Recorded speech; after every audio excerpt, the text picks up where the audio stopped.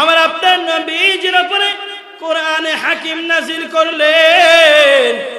এমন একটা দলিল, এমন একটা বুরহানে কোরআন নবীজি বিদায় হজের ভাষণে যখন জানায় দিলেন, ও আমার সাহাবীরা, আমি কি তোমাদের কাছে আমার আল্লাহর আনিত ধর্ম, আমার আল্লাহর প্রেরিত ধর্ম, আমার আল্লাহর হুকুম হাকামগুলোকে আমি তোমাদের সামনে পৌঁছায়া দিয়েছি?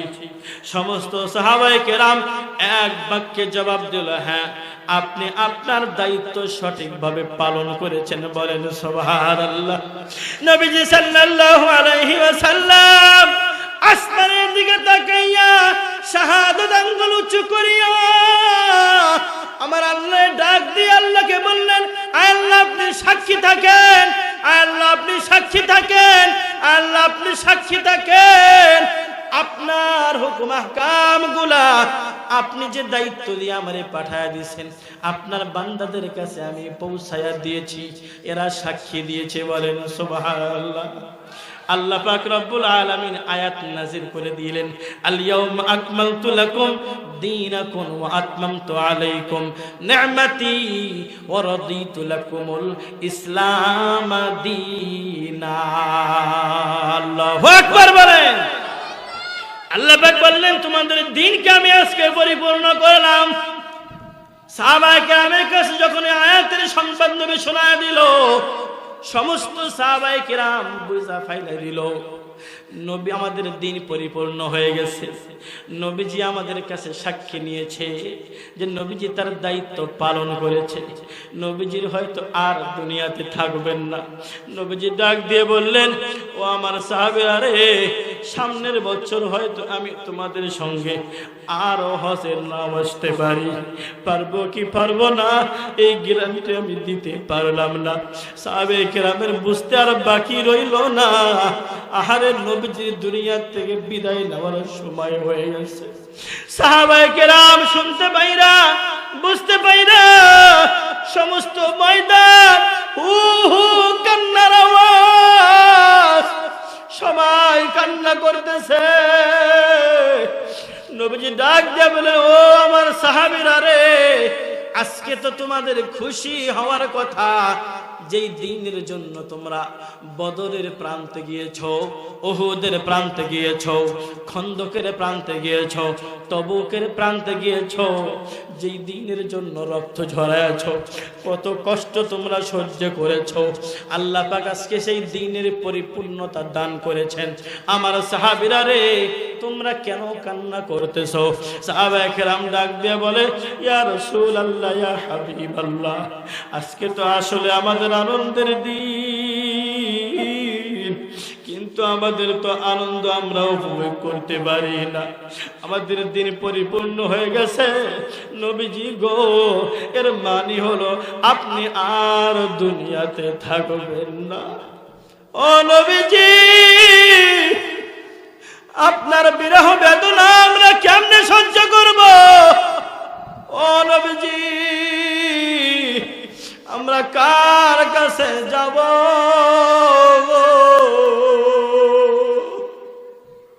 যে কোনো সমস্যায় পড়লে আমরা দৌড়ায় আপনার দরবারে হাজির হইতাম, আপনার কাছে সমাধান চাইতাম, আপনার কাছে ফয়সালা চাইতাম, আপনার সাহায্য পাইতাম। নবীজি গো, আমরা আর কার কাছে যাব? নবীজি, একটা মুরগি যখন বাচ্চা ফুটাইয়া যদি মুরগিটা মারা যায়, ওই বাচ্চাগুলারে চিল শকুনে দইরা নিয়ে যায়। ও নবীজি, আপনার ছায়া যদি আমাদের উপর থেকে উঠিয়া যায়, আমরা কার কাছে যাব? দুনিয়ার বেঈমানরা, কাফির মুশরিকরা, ইহুদি নাসারারা আমাদেরকে বিভিন্ন দলে বিভক্ত কইরা দিবে, আমাদেরকে বিভিন্ন দলে বিভ্রান্ত করবে, আমাদেরকে বিভিন্ন ফেরকার মধ্যে বিভ্রান্ত করবে। নবীজি গো, কেমনে আমরা সহ্য করব? নবীজি সাল্লাল্লাহু আলাইহি ওয়াসাল্লামের কাছে সাহাবায়ে কেরাম ফুপায়া ফুপায়া কান্না শুরু করে দিয়েছে। চোখের পানি দিয়ে লিখে দিলাম নবী তোমার নাম, নবী গো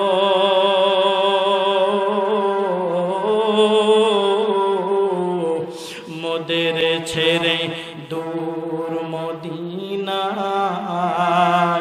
কেমনে গো থাকো, নবী গো আপনাকে ছেড়ে দূর দেশেতে কেমনে গো থাকি। শেষ জামানার উম্মত মোরা দুনিয়াটা ফিতনায় ভরা, কথা ঠিক কিনা বলে? শেষ জামানার উম্মত মোরা দুনিয়াটা ফিতনায় ভরা, হাতে ধরে না তরাইলে, হাতে ধরে না তরাইলে কঠিন জাহান্নাম। চোখের পানি দিয়ে লিখে দিলাম নবী তোমার নাম, নবী গো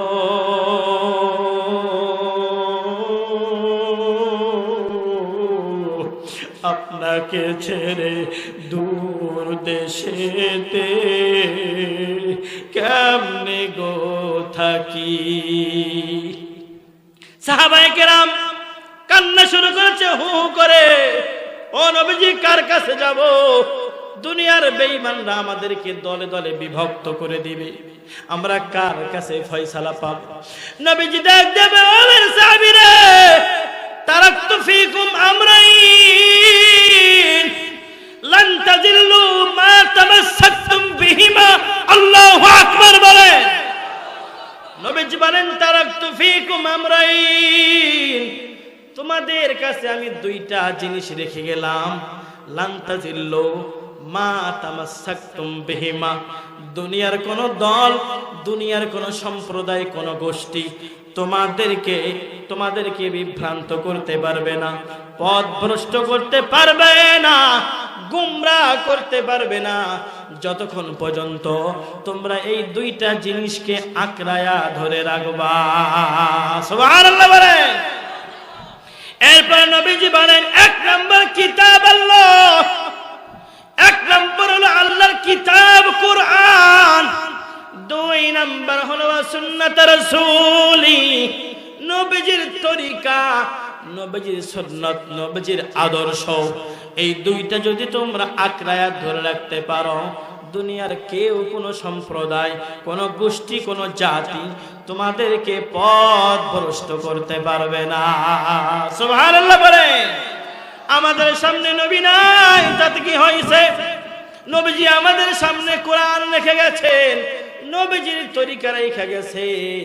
এই দুইটা আমরা অনুকরণ করব, তাহলে আল্লাহ পাক আমাদেরকে দুনিয়াতেও কামিয়াবি দান করবেন, আখিরাতেও মুক্তি দান করবে। বলেন সুবহানাল্লাহ। আমরা তো আসলে নিজে নিজে প্রশ্ন করে দেখি সহি